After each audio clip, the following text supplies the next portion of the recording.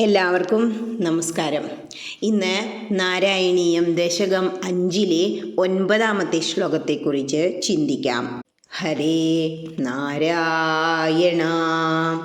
ഏതേ ഭൂതഗണാസ്തദേന്ദ്രിയഗണാ ദേവാശ്ച ജാതാ പൃഥങ് നോ ശേഗുർഭുവനാണ്ഡനിർമ്മിതിവിധൗ ദേവൈരമീഭിസ്തദാ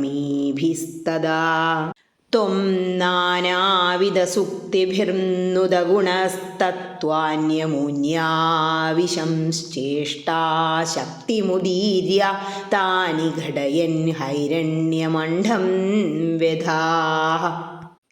ഏതേ ഭൂതഗണാ, ഈ ഭൂതസമൂഹങ്ങളും, തഥാ ഇന്ദ്രിയഗണ, അതുപോലെ ഇന്ദ്രിയ സമൂഹവും, ദേവാച, ദേവന്മാരും, ജാതാ, ഉണ്ടായി എങ്കിലും, പൃഥക് നോ ശേഖു, വെവ്വേറെ കഴിവുള്ളവരല്ല, ഭുവനാണ്ഡ നിർമ്മിതി വിധൗ, ബ്രഹ്മാണ്ഡത്തെ സൃഷ്ടിക്കുക എന്ന ക്രമത്തിൽ അല്ലെങ്കിൽ സൃഷ്ടിക്കുക എന്ന കാര്യത്തിൽ, ദേവൈരമീഭിസ്തദാ, തഥാ ദേവൈ അമീഭി, അപ്പോൾ ഈ ദേവന്മാരാൽ, നാനാവിധ സൂക്തിഭിർനുദഗുണ, നാനാവിധത്തിലുള്ള സൂക്തികളെ കൊണ്ട് പുകഴ്ത്തപ്പെട്ട ഗുണങ്ങളോടുകൂടിയ, ത്വം, അങ്ങ്,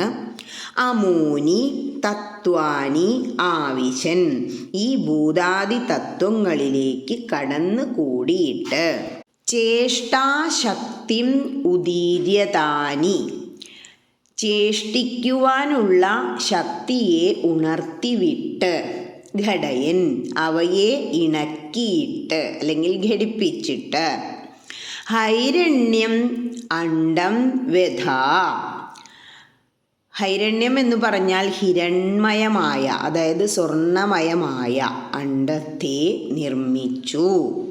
ഇനി ഈ അർത്ഥമെല്ലാം മനസ്സിൽ വെച്ചുകൊണ്ട് ആ ശ്ലോകം ഒന്നുകൂടി ചൊല്ലി നോക്കണം. എന്താ പറയണേ?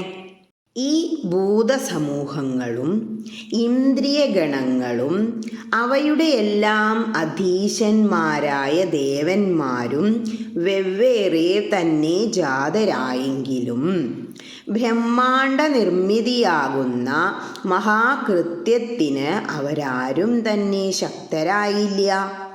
ഇന്ദ്രാദിദേവന്മാരാൽ നാനാവിധ സൂക്തങ്ങളെ കൊണ്ട് പ്രകീർത്തിക്കപ്പെട്ട അങ്ങ് ഈ തത്വങ്ങളിലേക്ക് സ്വയം പ്രവേശിച്ച് പ്രവർത്തന ശക്തിയെ ഉദ്ദീപിപ്പിക്കുകയും സർവഭൂതങ്ങളെയും ഇന്ദ്രിയങ്ങളെയും സംഘടിപ്പിച്ച് സ്വർണമയമായ ഒരണ്ഡത്തെ സൃഷ്ടിക്കുകയും ചെയ്തു.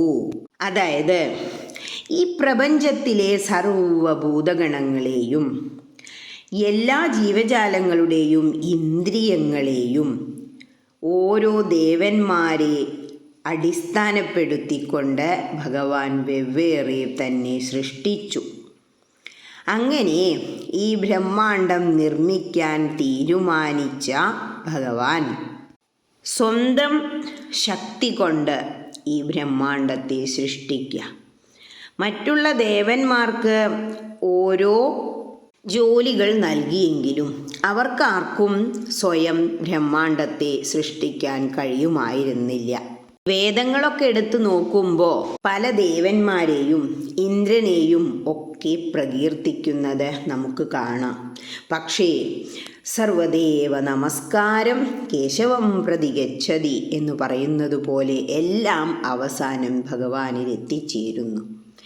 ഈ തത്വങ്ങളിലേക്കെല്ലാം ഭഗവാൻ സ്വയം പ്രവേശിക്കുകയാണ് ചെയ്തത്.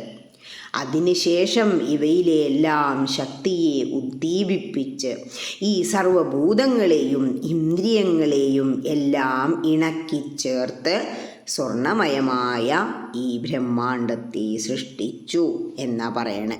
അതായത് ഈ ദശകത്തിൽ വിരാട് പുരുഷോൽപത്തി എങ്ങനെയായിരുന്നു ഉണ്ടായത്, അല്ലെങ്കിൽ ആ ഉൽപ്പത്തി എങ്ങനെയാണ് എന്നാണ് വർണ്ണിച്ചു കൊണ്ടിരിക്കുന്നത്.